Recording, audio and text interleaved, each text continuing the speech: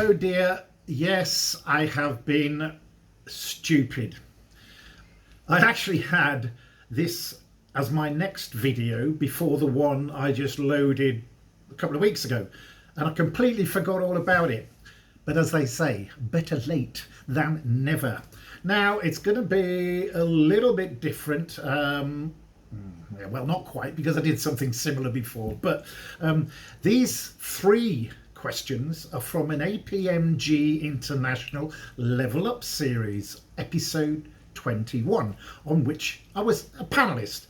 Check it out on APM's YouTube channel. I've included a link, or I will include a link below.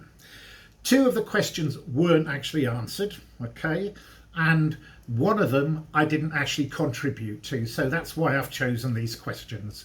So the questionnaires and questions were: my good friend Eddi Sutanto in Indonesia, who is the founder of Asture Solutions, asked, what is the most effective approach to engage the top management team to support change initiatives?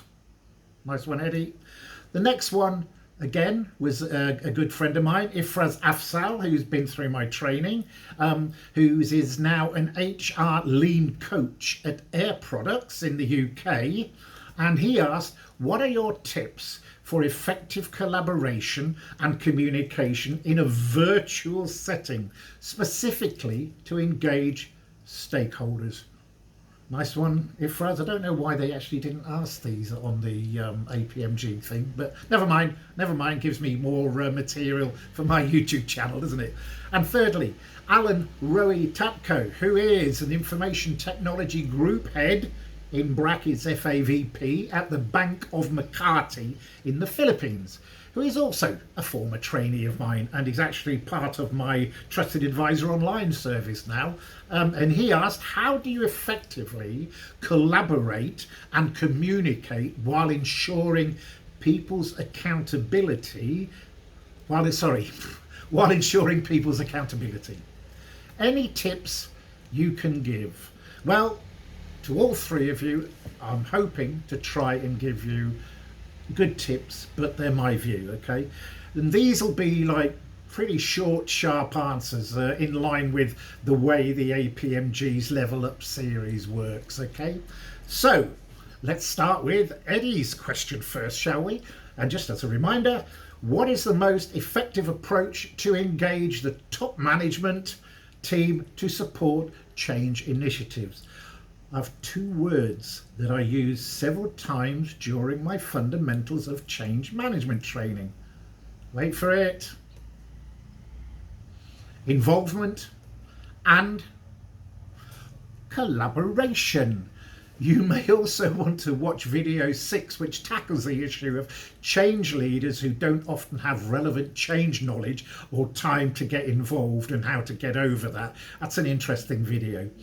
One of the problems, big problems, is that top management very often kick things off, say, go ahead and do it, get involved for a while they're still interested, and probably get bored and then slowly fade into the background. Don't let them. They are critical to successful change.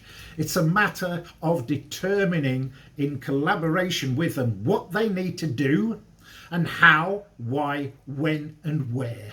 I have got a fairly simple checklist, and I think I may have mentioned this before, but it does no harm to mention it again, which sort of gives an idea of the kind of things they should be doing. And as I said, I've mentioned this in previous videos, I think. I probably have, but anyway, as I said, I'll remind you, shall I? Okay, number one, are they aware of the importance they play in making change successful? Are they aware of their key responsibilities in supporting the change? Are they active and visible throughout the change life cycle? Are they actively building the support that is needed for the change to be successful? Are they communicating directly and effectively with the impacted stakeholders? Are they prepared to manage resistance?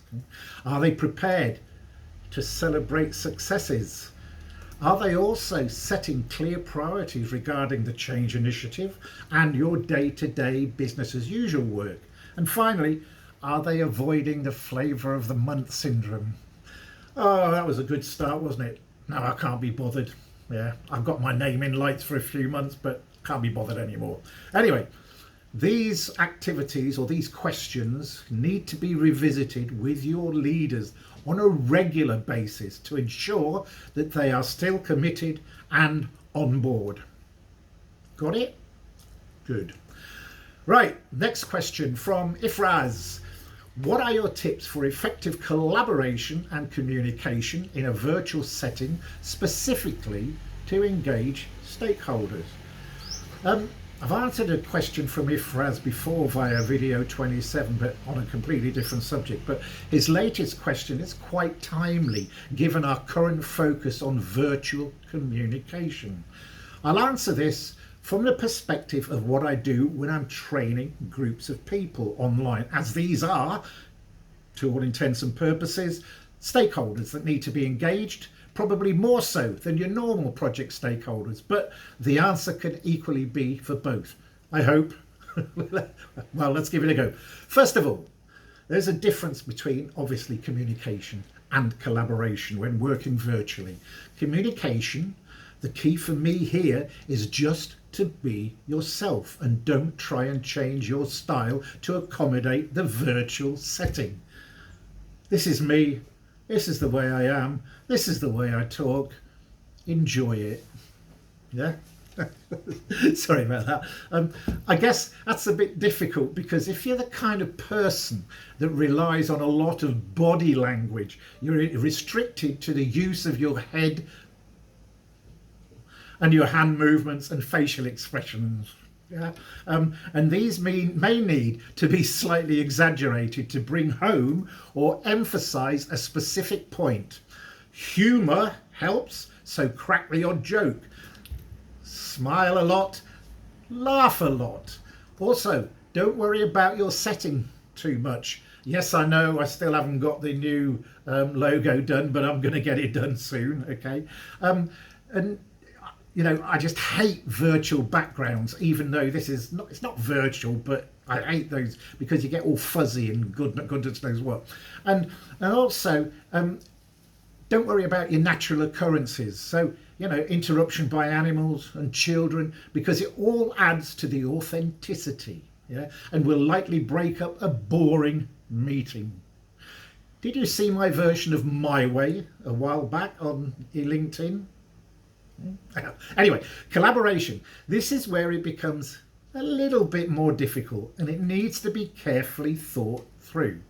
I have a couple of exercises in my training that are question and answer driven. So this is an ideal way of engaging and collaborating with people. I also have at the end of each subsession of the modules specific time set aside for discussion of the previous topic, which is really to break up the push delivery style and start pulling for conversation and engagement. Again, this is sometimes problematical because you often need to cajole people, or talk to me, sorry, cajole people into participation. But once you have that rapport, it actually does become easier, honest. And last but not least, the question from Alen, another ex-trainee, who asked, how do you effectively collaborate and communicate while ensuring people's accountability? Are there any tips you can give? Once again, I'll try. We'll see. Communication is the exchange of information to achieve a better understanding or awareness. Collaboration is the exchange of information and things to advance the state of a collaborative product. Collaboration just adds the goal of moving a collaborative product forward, but without communication. Collaboration cannot happen, so they are intertwined. It can't happen without communication. As for accountability, it's your fault, Ron. You are accountable. As for accountability, both the communicator and the listener, collaborator, have responsibility. So for me, it's clear that the communicator assigns the accountability for any actions that they want someone else to take through a direct request. But they must do so in a clear and concise way and leave no room for misunderstanding. As an accountable person, you may also need to collaborate with others to get to what you have been assigned. So it's important to ensure that you are communicating your requirements to those you are collaborating with, again, in a clear and concise manner. Keep it simple. It was a bit convoluted, but I hope it makes sense. Right. That was a relatively short one, so I'm done and dusted again.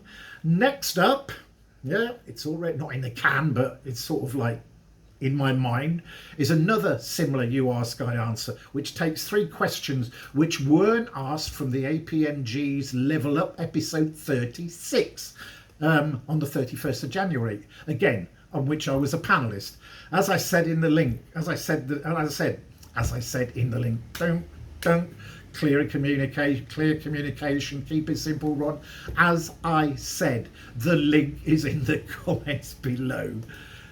Don't forget, please, I've just put out another LinkedIn thing about subscriptions and get notifications if you like what you hear. I'll see you again soon. Oh, by the way, I've hit 250 subscribers. Yay!